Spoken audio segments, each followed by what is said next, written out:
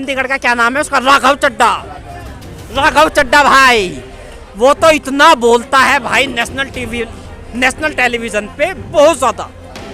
कह रहे राघव चड्ढा कोई चेहरा बनाएंगे गुजरात। अगर चेहरा तो वो ऐसा बनेगा कि उसका चेहरा केजरीवाल से भी ज्यादा लाल हो जाएगा मेरे भाई, जूते पड़ के इतना लाल चेहरा हो जाएगा। जारी किया था, कहा था कि सबसे पहले आरएसएस को बैन करो, वो भी एक्सट्रीमिस्ट ग्रुप है, तो उसको क्या कहेंगे? आरएसएस को बैन कराने के लिए औकात चाहिए। आरएसएस वो संगठन है जो कोरोना में भी सड़कों पर गरीबों के लिए काम कर रहा था और आज भी काम कर रहा है, और जब भी किसी देश में मुश्किल आती है तो आरएसएस उस टाइम पे खड़ा होता है। उनका इतिहास बता रहा है, आम आदमी पार्टी का जो इतिहास है, आज तक का जो इतिहास है, वो बता रहा है कि उन्होंने 1% भी आज तक बीजेपी का वोट शेयर कवर नहीं किया। अब देखिए, आप एक बात तो समझिए, लॉकडाउन में जो संपूर्ण लॉकडाउन देश में लगा हुआ था, 2 महीने तक दुकानें बंद थी, और दुकान जब खुलती है तो 8-8, 10-10 हजार रुपए का बिल आ गया। क्यों भाई लॉकडाउन में दुकानें तो बंद थी, तो बिल किस बात का आ गया? किस बात का बिल दिया है इसने केजरीवाल ने? ये भैया ये इतना निकम्मा आदमी है कि बहुत ज्यादा। ये अब ये दिल्ली से ऐसे गायब होगा जैसे गधे के सिर से सींग, ऐसे गायब होने वाला है। ये ज्यादा दिन नहीं चलेगी इसकी। भैया इसके जितने भी मुख्यमंत्री है ना, दिल्ली को लूट रहे हैं मेरे भाई। एक ये इसमें ये इसका मालवीय नगर का है कोई एमएलए, एक बेचारी बुजुर्ग महिला आई थी यहाँ पे, उसने कंप्लेंट दायर की हुई है उसके खिलाफ। वो बेचारा पता नहीं क्या उनके घर पे वो किया हुआ कब्जा। ये इतने निकम्मे लोग हैं सबके सब, जितने भी इसके एमएलए हैं ना। और एक वो पंजाब का वो चंडीगढ़ का क्या नाम है उसका, राघव चड्ढा भाई वो तो इतना बोलता है भाई नेशनल टेलीविजन पे बहुत ज्यादा। कह रहे राघव चड्ढा कोई चेहरा बनाएंगे गुजरात। अगर चेहरा तो वो ऐसा बनेगा कि उसका चेहरा केजरीवाल से भी ज्यादा लाल हो जाएगा मेरे भाई, जूते पड़ के इतना लाल चेहरा हो जाएगा। इतना बोलता है वो भाई मेरे भाई, इतनी बड़ी बड़ी बात करता है नेशनल टेलीविजन पे बैठ के। मैं तो उसकी बातें सुन के दंग रह रहा था। मैं तो उसकी बातें सुन के दंग हूँ भाई। वो तो मुझे दिल्ली में नजर नहीं आ रहा भाई मेरे। मैं तो यहीं दिल्ली का रहने वाला हूँ, फिराक में हूँ मैं उसकी। इतने जूते मारूंगा ना मैं उसके सर पे जितने केजरीवाल को नहीं पड़े होंगे। ये लुटेरों की सरकार है। आम आदमी पार्टी नाम रख लिया इन्होंने, आम आदमी पार्टी। हालांकि इसने नहीं रखा, वो बेचारा अन्ना हजारी 21 दिन तक बेचारा भूखा बैठा रहा था। करा उसने ये सब, पार्टी उसने बनाई है आम आदमी पार्टी। देखो कितना अच्छा नाम दिया है अन्ना हजारी जी ने इस पार्टी को, कितना अच्छा नाम दिया। लेकिन बदकिस्मती है कि अच्छे नेता नहीं मिल पाए। नाम तो अच्छा मिल गया लेकिन अच्छे नेता नहीं मिल पाए। ये केजरीवाल जैसे निकम्मे लोग, इनको भगाना पड़ेगा भाई साहब। एक पे एक दारू फ्री दे रहे हैं। दूध दे देता मेरे भाई, एक थैली के ऊपर दूसरी थैली मुफ्त दे देता। ये बेचारे गरीब लोग हैं ये, दिहाड़ी मजदूरी वाले हैं। उनका कितना भला होता, उनके बच्चों को दूध तो मिल जाता एक टाइम का। मिलता नहीं मिलता, लेकिन ये शराब बांट के नौजवानों की जिंदगी खराब कर रहा है ये बंदा। बताओ, तो ऐसी सरकार हमें नहीं चाहिए। ठीक है भैया। क्या कहना है, जिस तरीके से उन्होंने पंजाब में सरकार बनाई है, वो वही तरीके से गुजरात में भी सरकार बनाने जा रहे हैं, क्या कहेंगे? कौन से मॉडल पे सरकार बनाने जा रहे हैं गुजरात पे? एक पे फ्री पे हाँ, दंगे पे। गुजरात में साबरमती फ्रंट है। मोदी जी गुजरात में साबरमती फ्रंट बनाते हैं और केजरीवाल जी दिल्ली में रोहिंग्या फ्रंट बनाते हैं। अमतुल्ला खान हो, ताहिर हुसैन हो, या किसी भी सपोर्टर हो, जिहादियों का सपोर्ट करने वाला अरविंद केजरीवाल क्या गुजरात में बनियों पे जीत पाएगा? गुजरात की जनता वो है जहाँ से बड़े बड़े उद्योगपति निकले। उनको पता है किसको चुनना है और किसको नहीं चुनना, क्योंकि वो बड़े राष्ट्रवादी नेता है। जहाँ से, जिस धरती से हमारे राष्ट्रपिता महात्मा गांधी आए हुए हैं, जहाँ से सरदार वल्लभ भाई पटेल है, जहाँ से नरेंद्र मोदी हैं, वहाँ से लुटियंस गैंग का अर्बन नक्सलवाद ये जा पाएगा, वहाँ चुन पाएगा? इसको मुझे तो लगता है जितने सीट पे प्रचार कर रहा है और जो इसको सपोर्ट कर रहा है, जमानत ना जब्त हो जाए। तो ऐसे की तो सरकार गुजरात में छोड़िए आप, पंजाब से भी जाने वाली है। कुछ टाइम में भगवंत मान को ये लात मारेंगे। और दिल्ली से तो जो चुनाव आएगा ना, जनता उब चुकी है। जैसे उद्योगपति की बात करी आपने, तो केजरीवाल का एक बयान वायरल हो रहा था। उन्होंने कहा था कि अंबानी का जो घर है एंटीलिया, वो वक्फ बोर्ड की ज़मीन पे बना हुआ है, तो उसको भी वक्फ बोर्ड को वापस देना चाहिए। क्या ये भी तो वक्फ बोर्ड के मेंबर ही हैं। ये भी वक्फ बोर्ड के ही मेंबर हैं, तभी इनको पता है कि अंबानी का घर किस पे बना हुआ है।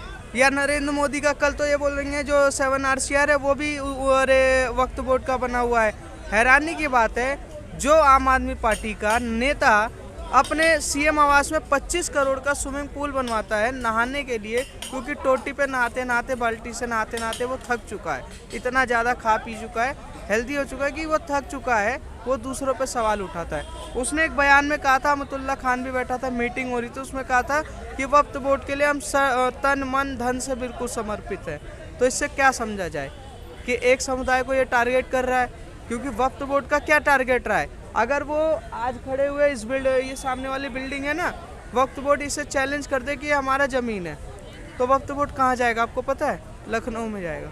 ना किसी पुलिस थाने जा सकता है, ना किसी सुप्रीम कोर्ट, ना हाई कोर्ट, वो वहाँ चक्कर लगाता रहेगा, वहीं उन्हीं के मेंबर है, जीतेगा जीतेगा, हारेगा हारेगा। तो वक्फ बोर्ड सबसे पहले की है सुप्रीम कोर्ट या भारत सरकार, मेरे हिसाब से उत्तर प्रदेश सरकार के अंडर आता है, इसको निरस्त किया जाए। क्यों? क्योंकि 1400 साल पहले इस्लाम जन्म हुआ है, और ये तमिलनाडु में एक मंदिर है 1500 साल पहले का, उस पर वक्फ बोर्ड ने अपना दावा पेश किया हुआ। हैरानी की बात, बिना लॉजिक के अरे वक्फ बोर्ड को किस लिए? मैं तो चाहूँगा अगर ये देश सेकुलर है ना, तो मुस्लिम पर्सनल लॉ बोर्ड, वक्फ बोर्ड, जैसे PFI, ऐसे सभी जितने संगठन हैं जो देश के सेकुलरिज्म पे वो खतरा है, उनको बैन कर दें, जिससे कि आगे चल के भाईचारा बन पाए। RSS को भी बैन करने के लिए कहा जा रहा है। आपने सुना होगा लालू यादव ने एक बयान जारी किया था, कहा था कि सबसे पहले RSS को बैन करो, वो भी एक्सट्रीमिस्ट ग्रुप है, तो उसको क्या कहेंगे? RSS को बैन कराने के लिए औकात चाहिए। RSS वो संगठन है जो कोरोना में भी अरे सड़कों पर अरे गरीबों के लिए काम कर रहा था, और आज भी काम कर रहा है, और जब भी किसी देश में मुश्किल आती है तो RSS उस टाइम पे खड़ा होता है। कहाँ लालू यादव की बात कर रहे हैं, चारा घोटाला की, नीतीश कुमार की बात करो, वो जो अरे पलटी मार की, उसके तेजस्वी यादव की बात करो, 25 साल की उम्र में भैया कमा नहीं रहा था, उसके पास 9000 करोड़ रुपए की प्रॉपर्टी थी। तो ऐसे लोग RSS पे सवाल उठाते। एक दिन RSS के एक दिन प्रशिक्षण में जाके देख लेना, मुझे तो लग रहा है ये भी जय श्री राम बोल ही देंगे जय श्री राम, और ऐसा बोलेंगे कि दिल्ली से लेकर बिहार तक की जितनी इनकी सपोर्टर है ना, वो भी बोल देंगे। RSS को बैन करना इनकी औकात नहीं है, और ना करवा पाएंगे। RSS एक ऐसी संगठन है जिसने देश को ऐसे ऐसे लोग दिए हैं जिन्होंने हमेशा देश के लिए त्याग दिया है, चाहे नरेंद्र मोदी हो, चाहे अटल बिहारी वाजपेयी हो, चाहे श्यामा प्रसाद मुखर्जी हो, चाहे कोई भी हो। RSS मतलब त्याग, तपस्या, और RSS ने हमेशा देश के लिए ही समर्पित रहा है। तो RSS को कुछ नहीं करता। क्या कहेंगे सर, गुजरात में किसकी सरकार बन रही है?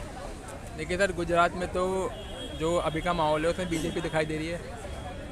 और केजरीवाल दावा कर रहे कि हम जैसे पंजाब में सरकार बनाए, गुजरात में भी हमारी ही बनेगी पूरे। देखो मैं आपको एक चीज़ बताता हूँ, टेक्निकली बताता हूँ। केजरीवाल क्या कह रहा है, मोदी जी क्या कह रहे हैं, एक मिनट साइड में इसको टेक्निकली आंकड़ों को समझिए आप। बीजेपी 27 साल से सत्ता में है, कांग्रेस जीते चाहे हारे 35 से 38% का वोट शेयर है, और आम आदमी पार्टी का इतिहास रहा है आज तक का, जैसे पार्टी बनी है उसने सिर्फ और सिर्फ कांग्रेस को वोट बैंक को कन्वर्ट किया है, बीजेपी को नहीं। बीजेपी की 2015 में 3 सीटें आई थी दिल्ली में, 32% वोट शेयर था, अभी 8 आई है, 36% का वोट शेयर था। तो वहाँ पर ये जो वहाँ पर चल रहा है ना, जो केजरीवाल जो मीडिया में आ रहा है, ये सारा नैरेटिव प्रधानमंत्री जी का है। पैसा खेला प्रधानमंत्री का नैरेटिव, जितना आम आदमी पार्टी मीडिया में आएगी उतना बीजेपी की जीत आसान होगी। उनका 35% का वोट शेयर है, आधा तभी डिवाइड हो गया, 17% केजरीवाल ले गया, बीजेपी का रास्ता आसान। और 2024 में मोदी जी चाहते ही है कि आम आदमी बनाओ, बीजेपी हो, क्योंकि आम आदमी पार्टी का कहीं संगठन ही नहीं है, बीजेपी तो एक तरफा सीट निकल जाएगी। तो इस बात को कोई नहीं समझ रहा। आप कोई क्या कह रहा है उस चीज़ में मत जाइए, आप टेक्निकली ना आंकड़ों को समझिए। जब भी कोई बात आती है मीडिया में, किसी पार्टी का कोई प्रवक्ता कोई बात रखता है ना, पहले उस पर एक मीटिंग होती है, उस पर एनालाइज किया था कौन सी बात कहाँ पर कितना इफेक्ट करेगी, उसके बाद में फिर वोट परसेंटेज डिसाइड होता है। तो ये सारी चीज़ें हैं। जिस तरीके से केजरीवाल का एक बयान सामने आया था, जहाँ कहा था, उन्होंने कहा था कि मेरा जन्म जन्माष्टमी को हुआ है और मैं गुजरात में आया हूँ कंसों का वध करना है, तो किस तरीके से देखिए सर, बीजेपी किस तरीके से देखती है? देखिए मैं आपसे ये कह रहा हूँ, उनको तो पॉलिटिक्स करनी है भाई। आम आदमी पार्टी यहाँ पर गई है, आम आदमी पार्टी का जो भी यहाँ पर आएगा वो तो गेन ही करेगी ना, वो भी जीरो पे। उनको चाहे 1 सीट आए, चाहे 5 सीट आए, चाहे 10 सीट आए, वो तो गेन ही कर दिए ना। वहाँ पर जितना भी 100% जो लॉस होगा ना वो कांग्रेस का ही होगा, और मुझे नहीं लगता कि बीजेपी का वो कोई ज़्यादा नुकसान कर पाएगी। ऐसा मैं इसलिए कह रहा हूँ क्योंकि आज तक का उनका इतिहास बता रहा है, आम आदमी पार्टी का जो इतिहास है, आज तक का जो इतिहास है वो बता रहा है कि उन्होंने 1% भी आज तक बीजेपी का वोट शेयर कवर नहीं किया। अब देखिए, आप एक बात तो समझिए, कांग्रेस 40 साल के सबसे डाउनफॉल पे है। जितने भी जगह पे अगर क्षेत्रीय पार्टी हैं उन्होंने किसको कन्वर्ट किया है? कांग्रेस को। हर जगह क्षेत्रीय पार्टियों ने कांग्रेस को कन्वर्ट किया है। बीजेपी से आप सहमत हो असहमत हो, बीजेपी का अभी तक किसी ने अल्टरनेट नहीं दिया है, बीजेपी को किसी पार्टी ने रिप्लेस नहीं किया है।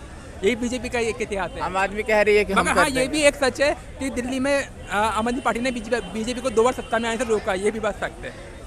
हाँ।